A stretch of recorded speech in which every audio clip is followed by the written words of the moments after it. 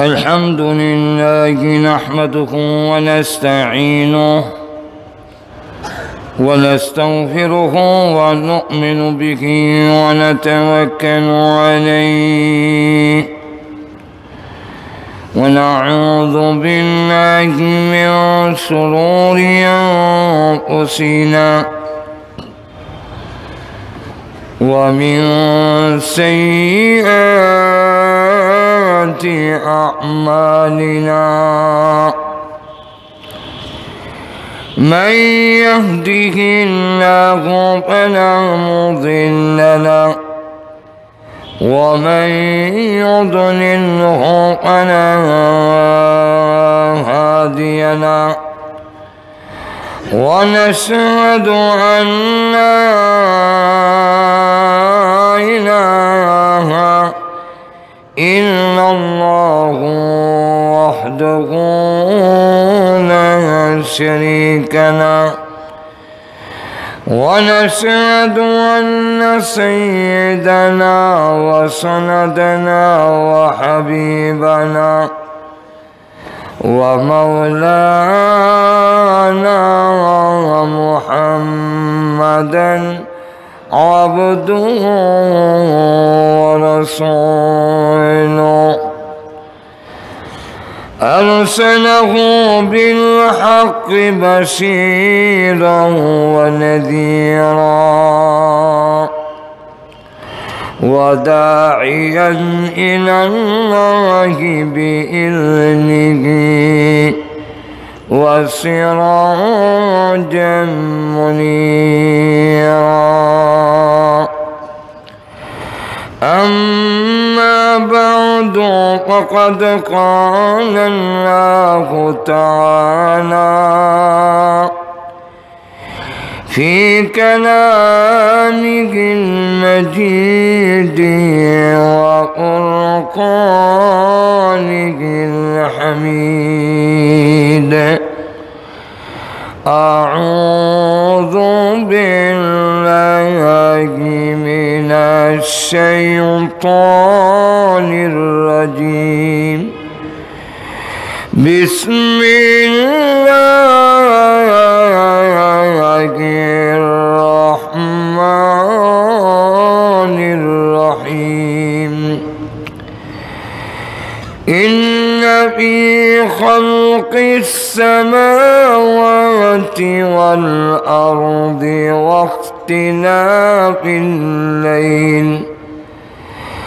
واختلاف الليل والنهار لآيات لأولي الألباب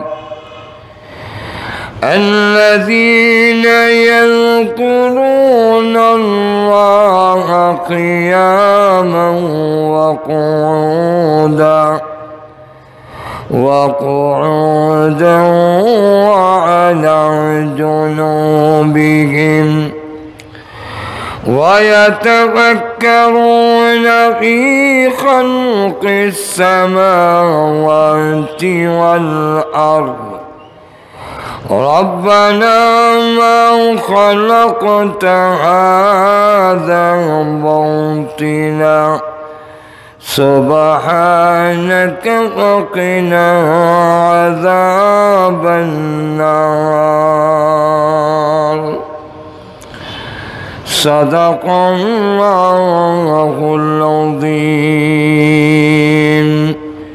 صلى الله على سيدنا ومولانا محمد وعلى آله وأصحابه وسلم صلى الله على سيدنا ومولانا محمد وعلى آله وأصحابه وسلم শত কাজ কর্ম ব্যস্ততা থাকার পরেও দ্বীনের আহ্বানে হক্কানি উলামায়ে কেরামের কাছ থেকে দিক নির্দেশনামূলক আলোচনা শোনার জন্যে আজকের এই মাহফিলে আমাদেরকে শরীক হওয়ার তৌফিক যিনি দিয়েছেন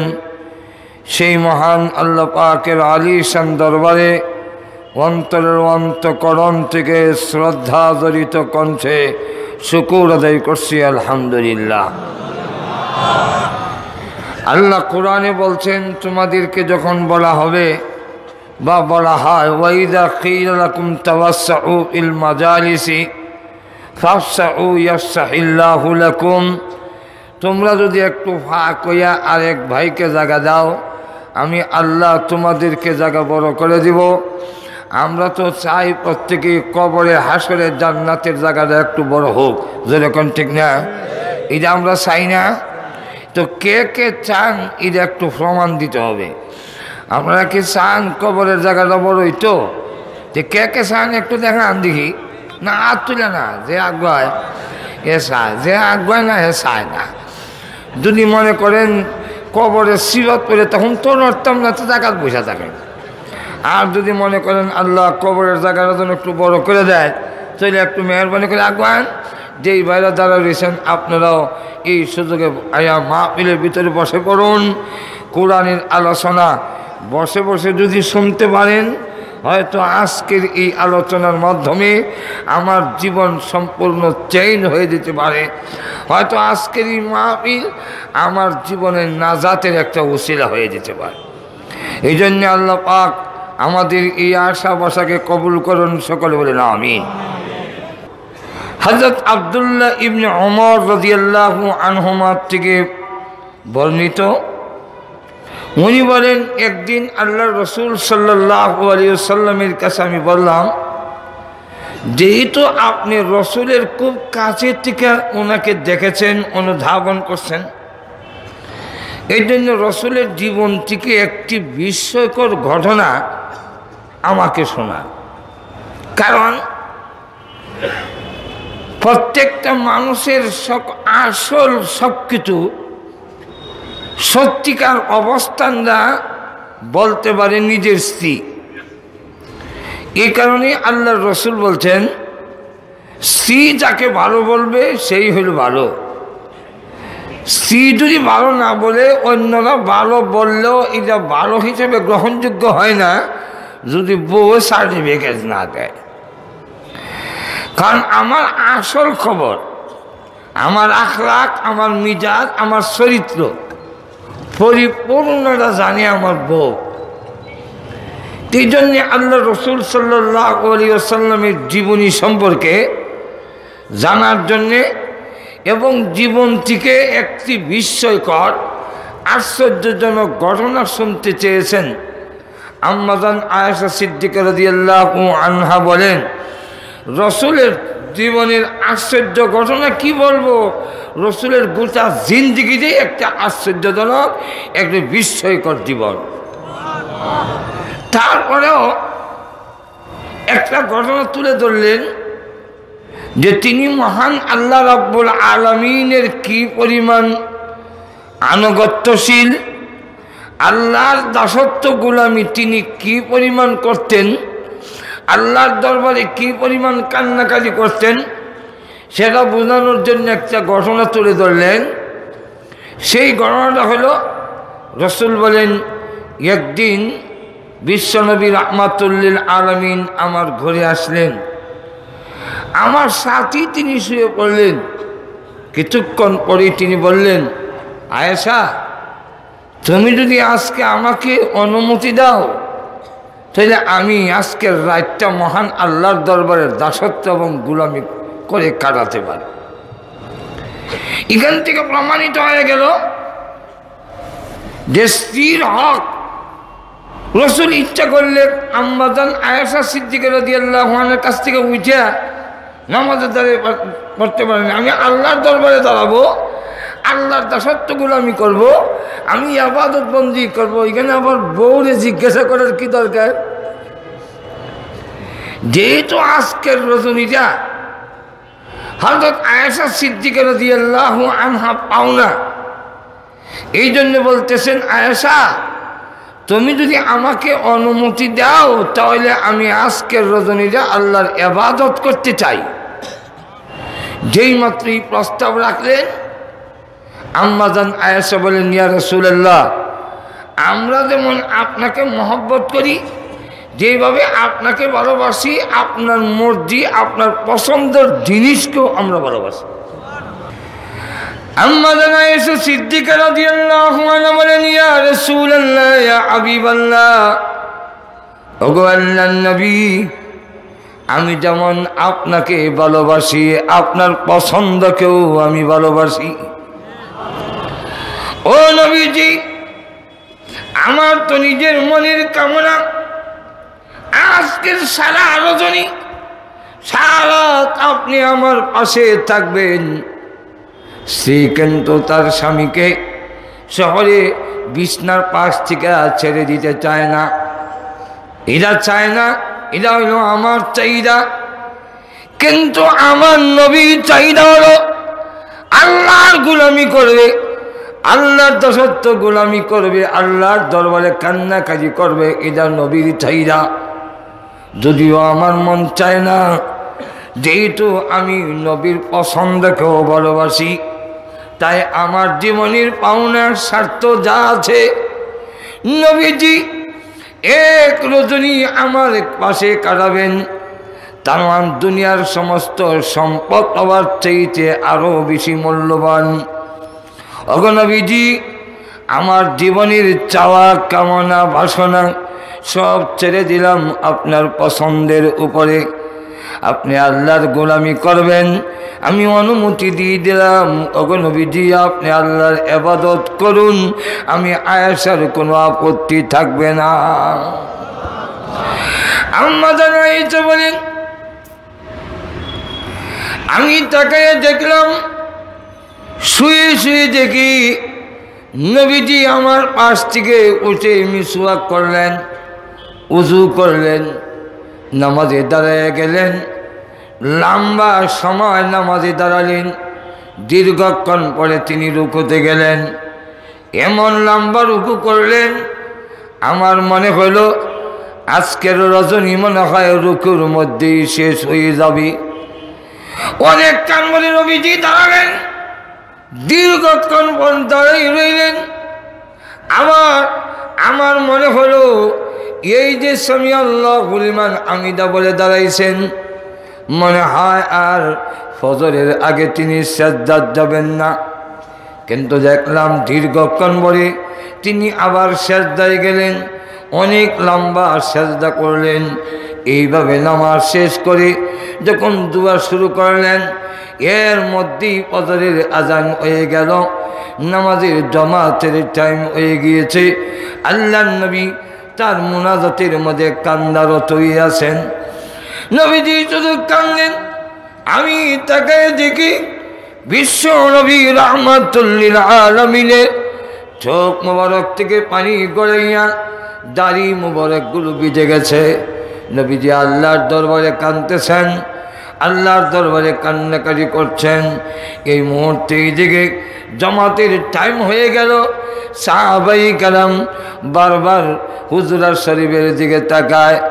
রসুল যখন আসতেছেন না, সকল মিলে তখন বলল, আবু বকর, রসুল মনে হয় আজকে ঘুম ভাঙ্গে নাই, মেহেরবানি করে আপনি একটু নবীকে ডাক দেন।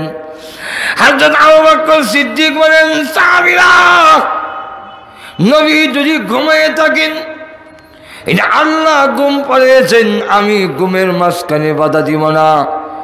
এতে যদি আমার একা নামাজ পড়ে চলে যাইতে হয়, আমি একা পড়ে চলে যাব, আল্লাহ নবীর ঘুমের ডিস্টার্ব আমি করতে পারবো না। সকলে মিলে বললেন, ওমর, আল্লাহ নবীকে আপনি ডাক দেন, যেহেতু আপনার সাহস আছে, আপনি ভয় ভীতি আপনার কম।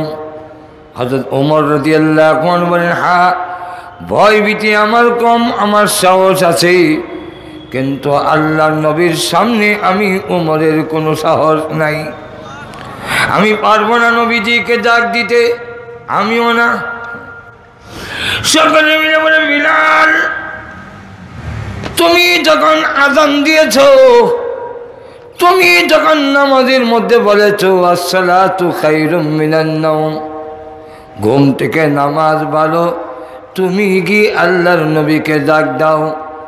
হযরত বিলাল রাদিয়াল্লাহু আনহু বলেন, আযান দিয়েছি বলে দায়িত্ব এখন আমার উপরে পড়ে গেছে। হযরত বিলাল রাদিয়াল্লাহু আনহু নবীজির উযুরা শরীরের সামনে এসে বলেন, আসসালাতু খায়রুম মিনান নাওম, ঘুম থেকে নামাজ ভালো। এই কথা বলবেন, নবীতে ঘুম নয়, নবীর কান্নার আওয়াজ তিনি বাইর থেকে শুনলেন। নবীজি আওয়াজ শুনে মুনাজাত শেষ করে হুজুরার শরীফ থেকে যেই মাত্র বের হলেন, আল্লাহর নবীর চেহারা মুবারকের দিকে তাকাইয়া হযরত বিলাল রাদিয়াল্লাহু আনহু বলেন, হুজুর, আমি মনে করেছিলাম আপনি ঘুমিয়ে আছেন, সাহাবীরা মনে করেছিল আপনি ঘুমন্ত, তাই এসেছিলাম। ও আল্লাহর নবী, আপনার গুনগুন সুরের কান্নার আওয়াজ আমি শুনতে পেয়েছি এবং আপনার চেহারায় প্রমাণ করে সারা রাত আপনি ঘুমান নেই গো নবীজি। ও গো আল্লাহর হাবিব, ও গো বিশ্বনবী, ও গো রাহমাতুল লিল আলামিন, যার জীবনের কোনো গুনাহ নাই, আল্লাহ রাব্বুল আলামিন বলে দিয়েছেন সমস্ত নবীরা মাসুম, কিন্তু এরপর নবীরা কিয়ামতের দিন মনে করবে এটা আমি মনে করি আমার অপরাধ, এটা আমি মনে করি। আদম আলাইহিস সালাম বলবেন আমি মনে করি গন্ধম খাওয়াটা আমার অপরাধ। হযরত নূহ নবী বলবে আমি মনে করি আমার ছেলে যখন পানির নিচে ডুবে যায়, আমি তখন আল্লাহর কাছে ফরিয়াদ করেছিলাম তাকে রক্ষা করার জন্যে, আমি মনে করি এটা আমার অপরাধ। ইব্রাহিম নবী বলবে এটা আমি মনে করি অপরাধ। আল্লাহ রাব্বুল আলামিন তাই আগেই আয়াত নাযিল করে জানাইয়া দিলেন, ওগো নবীজি, আপনার ধরে নেওয়া কোনো গুনাহ যদি থেকে থাকে তাও আমি আল্লাহ মাফ করে দিলাম। ও নবীজি, যেখানে আপনার কোনো গুনাহ নাই আল্লাহ সব মাফ করে দিয়েছেন, আপনি এত লম্বা ইবাদত বন্দেগী কেন করেন? এত লম্বা রাত, সারা রাত কেন কান্নাকাটি করেন? আল্লাহর নবী তখন বলেন, ওরে বিলাল, আফালা কুনা আবদান শাকুরা, আল্লাহ রাব্বুল আলামিন আমাদের মাফ করে দিয়েছেন, আমি কি তার শুকর গুজার বান্দা হব না? এই হলো এক কথা বললেন। আর একটা বললেন, ও বিলাল, সূরা আল ইমরানের 190 নম্বর আয়াতে কারিমা থেকে এই কয়েকটা আয়াত নাজিল হওয়ার পরে আমি মুহাম্মদ ঘুমায় থাকতে পারি না, আল্লাহর গোলামির জন্য আমি উঠে দাঁড়িয়ে গিয়েছি। যেহেতু সূরা আল ইমরানের 190 নম্বর আয়াতের মধ্যে এই আয়াত নাজিল হওয়ার পরে আল্লাহ রাব্বুল আলামিন যা বলেছেন তা চিন্তা ফিকির করার জন্যে, তা বোঝার জন্যে আমি ঘুমায় থাকতে পারি না। আল্লাহ রাব্বুল আলামিন এই আয়াতগুলো নাজিল করেছেন।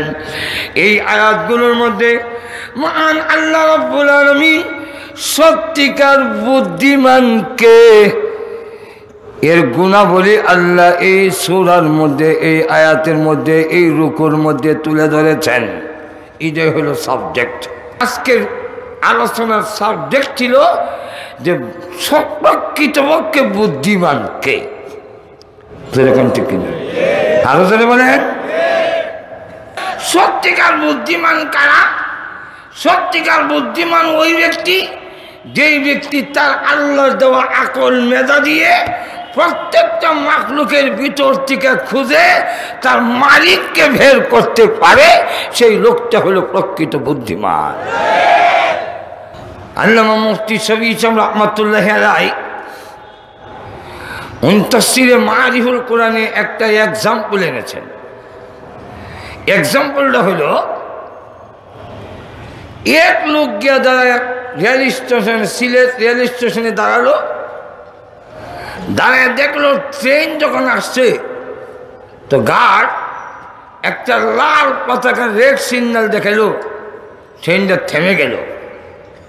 তুই লোকটা এই অবস্থা দেখা কয় সুবহানাল্লাহ, লাল পতাকার মধ্যে এত ক্ষমতা, যে এই লাল পতাকাটা এত বড় লম্বা চেনটাকে আটকাই দিল। দেখছো লাল পতাকার কত বড় শক্তি। আর একটা লোক বলল না, যেই মাত্র গ্রিন সিগন্যাল দিল ট্রেন আবার ছেড়ে দিল। তখন কয় না না, লাল পতাকার চাইতে সবুজ পতাকার মধ্যে আরো ক্ষমতা বেশি। কারণ এত বড় লম্বা ট্রেনটা যদিও থামাইছিল, সবুজ পতাকা টান দিয়া ছুড়াই দিছে।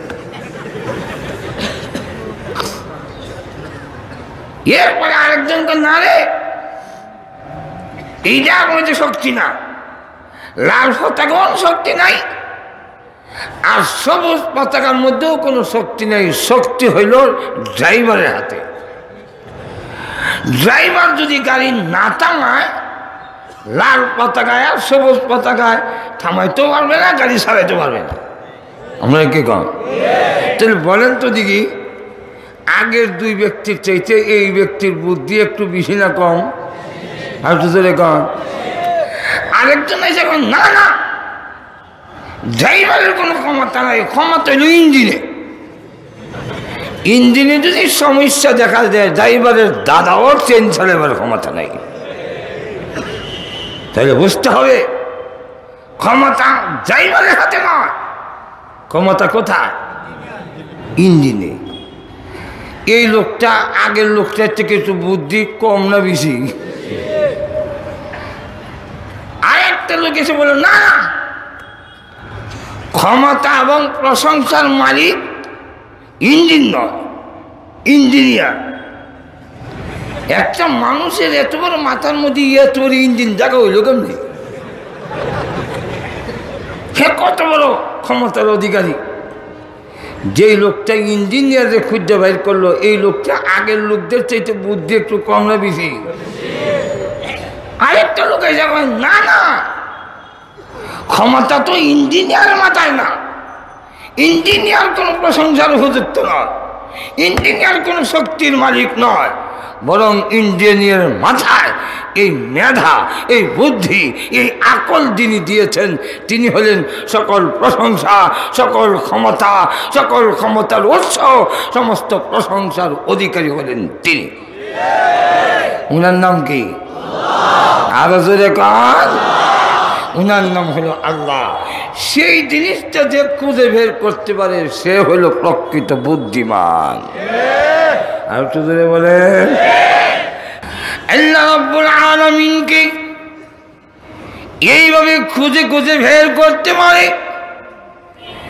আর তাকে মেনে নেয়, তারাই হলো প্রকৃত বুদ্ধিমান। যারা আল্লাহ রাব্বুল আলামিনকে খুঁজে বের করতে পারে না, স্রষ্টাকে মানে না, তার বানাইছে কে এই কথা যারা মানে না, বিশ্বাস করে না, বুদ্ধিমান হবে দূরের কথা, এদের মাথার তার একটাও ঠিক নাই।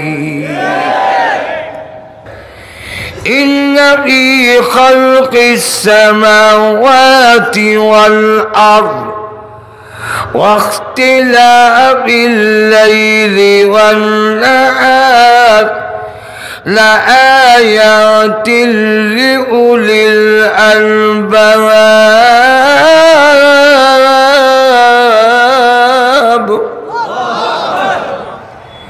আল্লাহ রাব্বুল আলামিন বলেন, আমার আসমান এবং জমিন, আমার সৃষ্টি নপুণ্য, আমার সৃষ্টির কলকৌশল দেখে যারা নাকি চিন্তা বিকির করে, ওয়াখতিলাফিল লাইলি ওয়ান নাহার, যারা রাত দিনের পরিবর্তনের দেখে, দিনের বেলা শীতের সময় দিনগুলো শুরু করে দেই, রাত বড় হয়ে যায়, গরমের দিনে দিন বড় হয়ে রাতগুলো শুরু করে দেই। আমার এই রাত দিনের পরিবর্তনগুলো দেখেই আমার জমিন আর আসমানের সৃষ্টি, আসমানের দিকে তাকাইয়া জমিনের দিকে তাকাইয়া আমার সৃষ্টির নৈপুণ্য কৌশল দেখে যারা আমি মহান আল্লাহ রাব্বুল আলামিনকে খুঁজে বের করে পরকালের সামান তৈরি করতে পারে, তারাই হলো সত্যিকার বুদ্ধিমান। যারা দুনিয়ার অট্টালিকা ঘর বাড়ি অনেক কিছু বানাইলো, কিন্তু বুদ্ধিমান কেন নয়? এর কারণ হলো যা কিছু করলো সব পরের জন্য করলো, তার নিজের জন্য কিছুই না। আচ্ছা জোরে কম, আরো জোরে বলে। একটা লোক দুনিয়ার অনেক কিছু সংগ্রহ করলো, বিরাট মেল ফ্যাক্টরির মালিক হইল, বাংলাদেশের সবচেয়ে শ্রেষ্ঠ ধনী জহিরুল ইসলাম পৃথিবীর থেকে বিদায় হয়ে গেল। কিন্তু যাওয়ার পরে ওই লোকটা আর যে লোকটা আপনাদের সিলেটের রেল স্টেশনে ঘুমায়, যার ভালো করে কোনো বালিশও নাই, যার কোনো বিছনা নাই, তার কোনো মেল ফ্যাক্টরি নাই, এই লোকটা তখন পৃথিবীর থেকে বিদায় হয়ে গেল। এখন দেখা যায় বাংলাদেশের সবচেয়ে বড় ধনী আর রাস্তার মধ্যে ঘুমায় একজন গরিব অসহায়, যার বাড়িঘর থাকবে দূরের কথা, ভালো করে কোনো বেড বিছনাও নাই। এই লোকটা আর বাংলাদেশের সবচেয়ে বড় লোক যেই লোক, সেই দুইটা লোকের মধ্যে মৃত্যুর পরে কোনো পার্থক্য থাকে না। একটু জোরে কম। কেমনে? সবচেয়ে বড় লোক মৃত্যুবরণ করার পরে তার যেমন 3.5 হাত কবরের জায়গা, যেই লোকটা একবারে অসহায় গরিব কিছুই নাই, সেও কিন্তু মৃত্যুর পরে 3.5 হাত কবরের জায়গা। একটু জোরে কম। যেই লোকটা সবচেয়ে বড় লোক, এই লোকটা পৃথিবীর থেকে বিদায় হয়ে গেলে যেমন তার 5.5 হাত কবর, একটা গরিব অসহায় লোক পৃথিবীর থেকে বিদায় হয়ে গেলে তারও 5.5 হাত কবর লোক। বাংলাদেশের আজকে যদি প্রধানমন্ত্রী মারা যায় আর যদি প্রেসিডেন্ট মারা যায়, ওই প্রেসিডেন্ট মারা যাওয়ার পরে তার যেমন 3.5 হাত কবরের জায়গা, 5.5 হাত কবরের জায়গা। যেই লোকটা একবারে অসহায় গরিব, তার বুদ্ধি বিবেচনাও কিন্তু নাই, সমাজে কোনো গ্রহণযোগ্য ব্যক্তিও নয়, এই লোকটা যদি মারা যায়, দেখবেন বাংলাদেশের প্রেসিডেন্ট আর একজন রাস্তার পথিক, এই দুইজনের মধ্যে কোনো পার্থক্য নাই। এই দুনিয়ার ধন সম্পদ আর বিভিন্ন ডিগ্রি আর সার্টিফিকেট হাসিল করলে মৃত্যুর পরে যখন কাজে লাগবে না, অতএব এই লোকটাকে বুদ্ধিমান বলা যায় না। একটু যদি কর, এই জন্য আল্লাহ পাক কুরআন শরীফের মধ্যে বলেন, ফাবাশশির বিইবাদ আল্লাযীনা ইসতামিউনাল কওল فيتبعون أحسنه أولئك هم هداهم الله وأولئك هم أولو الألباب। আল্লাহ বলেন, হে নবী, আপনি সুসংবাদ দিন আমার ওই বান্দাদেরকে যারা সৎপ্রকৃত বুদ্ধিমান। বুদ্ধিমান কারা? আল্লাহ বলেন, আল্লাযীনা ইসতামিউনাল কওল, যারা মনোযোগ দিয়ে আল্লাহর কথাগুলো, আল্লাহর বাণীগুলো শ্রবণ করে, আল্লাহর কথাগুলো মনোযোগ দিয়ে স্মরণ করে, ফায়াত্তাবিউনা আহসানা, এবং আল্লাহর বিধিবিধানগুলো সঠিকভাবে পালন করে পরকালের সামান অর্জন করে, সেই লোকটা হলো প্রকৃত বুদ্ধিমান। আর তো জোরে কম। হে নবী, সুসংবাদ দিন, ফাবাশশির ইবাদ, বান্দাদেরকে সুসংবাদ দিন, আল্লাযীনা ইসতামিউনাল কওল, যারা আমি আল্লাহর বাণীগুলো মনোযোগ দিয়ে শুনে, আমার কথাগুলো শ্রবণ করে, গুরুত্ব সহকারে এগুলাকে গ্রহণ করে, ফায়াত্তাবিউনা আহসানা, আর আমার বিধানগুলো তারা উত্তমভাবে পালন করে, পরকালের সম্মান অর্জন করে। এই লোকটাকে দুনিয়ার লোক হয়তো নির্বোধ বলতে পারে, আসলে এর চাইতে বড় বুদ্ধিমান আল্লাহর জমিনে আর কেউ হতে পারে না। তাই আল্লাহ রাব্বুল আলামিন আমার তেলাওয়াত কি আয়াতে বলেন, ইন্না ফি খালকিস সামাওয়াতি ওয়াল আরদ ওয়াখতিলাফিল লাইলি ওয়ান নাহার, আমার সৃষ্টির মধ্যে তাকায়া দেখো, আসমানের দিকে তাকাও, জমিনের দিকে তাকাও, প্রত্যেকটা কাজের মধ্যে আমি আল্লাহ রাব্বুল আলামিনকে খুঁজে পাবে। তুমি একটি গাছের দিকে যদি তাকাও, গাছটা বলে দিবে আমার কথা। তুমি যদি উটের দিকে তাকাও, উট বলে দিবে আমার কথা। এমনকি হাঁসের দিকে, হাঁস মুরগির দিকে তাকাইল, হাঁস মুরগিও আল্লাহর কথা বলে দিবে। আচ্ছা বলেন তো, হাঁসেরও পা আছে, মুরগেরও পা আছে, নাই? আচ্ছা দেখুন, হাঁসের এই মুরগের আঙ্গুলগুলো হাঁকা, কি বলেন, হাঁকা না? কিন্তু হাঁস দেখছেন কোনোদিন হাঁকাছে? এখানে কি লাগানো? পর্দা লাগানো। কেন? মুরগের ট্যাং তো এরম না, হাঁসের ট্যাং এরম কেন? এটা ওই সুরমা নদীতে যখন সাঁতার কাটবো বইজা হইব কই মাঝের এখান ঠিক না, আল্লাহ তার ঠ্যাংটা দুই বইটা মানে দিলে সেই বইটা। প্রতিটি মাখলুকের দিকে বিস্তারিত আলোচনা করতে গেলে কয়েকদিন লাগবে।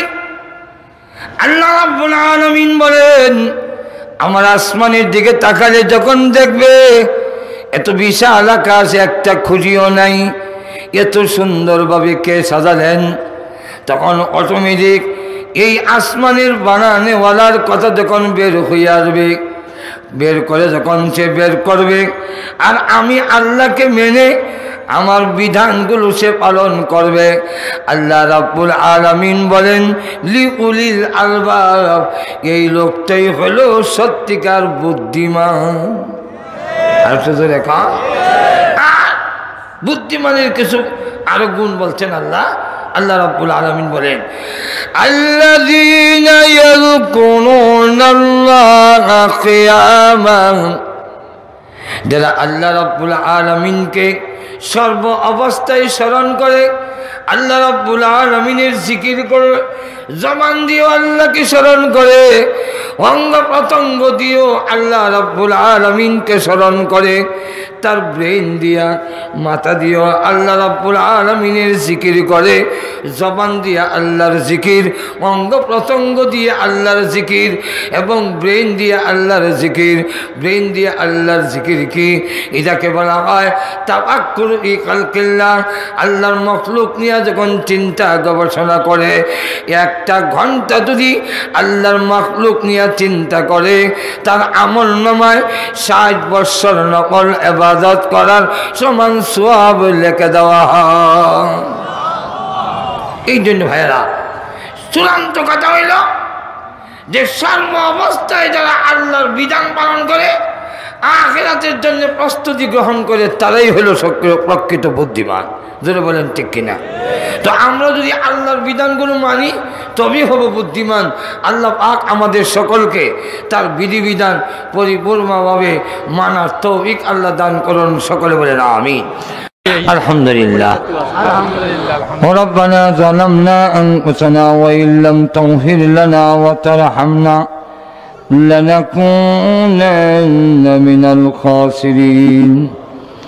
ربنا آتنا في الدنيا حسنة وفي الآخرة حسنة وقنا عذاب النار وادخلنا الجنة مع الأبرار برحمتك يا عزيز يا غفار يا حي يا قيوم يا رب العالمين يا فاطر السماوات والأرض أنت ولينا في الدنيا والآخرة توفنا مسلمين وألحقنا بالصالحين. رب العالمين সারা জীবনের গুনার বোঝা মাথায় নিয়ে, গুনার উপরে লজ্জিত আর শর্মিন্দা হয়ে আলিম উলামা নিয়ে, সাদাদারি ওয়ালা মুরব্বি নিয়ে, নওজোয়ান ভাইদের নিয়ে, পর্দার আড়ালের নেককার মা বোনদের নিয়ে আমি গুনাহগার তোমার সেই দরবারে হাত বাড়াইলাম। মেহেরবানি করে আমাদের জিন্দেগির গুনাহ মাফ করে দাও রব্বুল আলামিন। হয়তো এমন হতে পারে আজকের এই মোনাজাত আমার জীবনের শেষ মোনাজাত। হে আল্লাহ, মৃত্যু আসার আগে আগে আমাদের মাফ করে দাও রব্বুল আলামিন।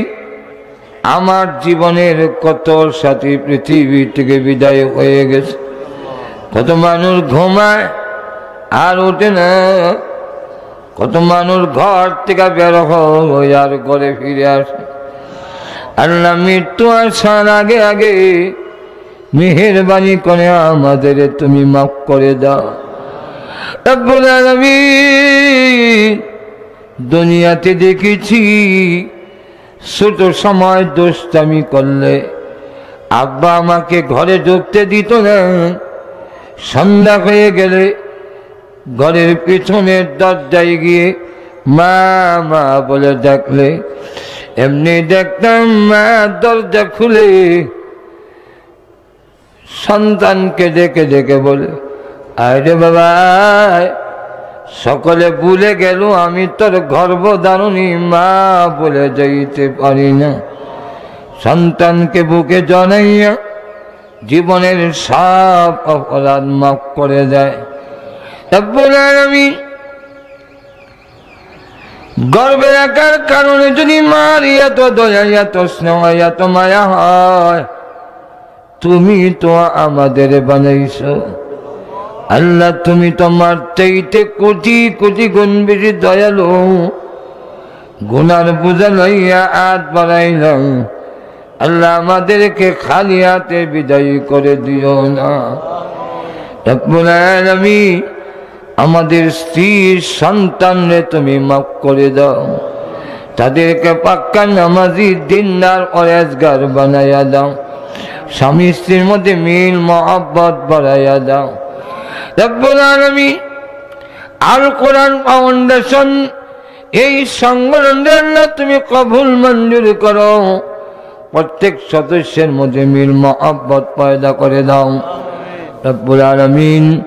আজকের এই মাহফিলের আয়োজন যারা করেছেন, শোনার জন্য যারা এসেছেন, আল্লাহ দান খায়রাত যারা করলেন, দেশ বিদেশ থেকে যারা সহযোগিতা করেছেন, আল্লাহ সকলের জন্য এই মাহফিল কিয়ামতের দিন নাজাতের ওসিলা বানাইয়া দিও রব্বুল আলামিন। আল্লাহ তাআলা, আমাদের মধ্যে যারা অসুস্থ বিমারি তুমি সেবা করে দাও। আয় আল্লাহ, যার যে অসুবিধা আছে অসুবিধারে দূর করে দাও।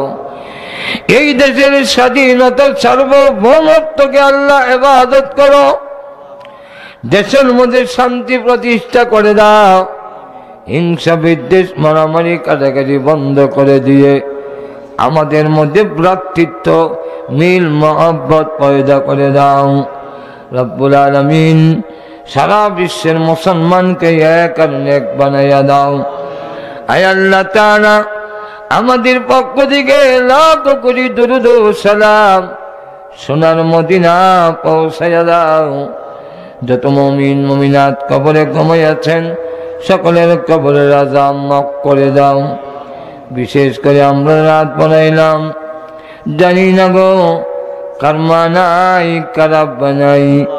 আল্লাহ, আমরার মা বাবার কবরে আযাব দিও না, মা বাবার কবরে জান্নাতের বাগান বানায়া দাও রব্বুল আলামিন।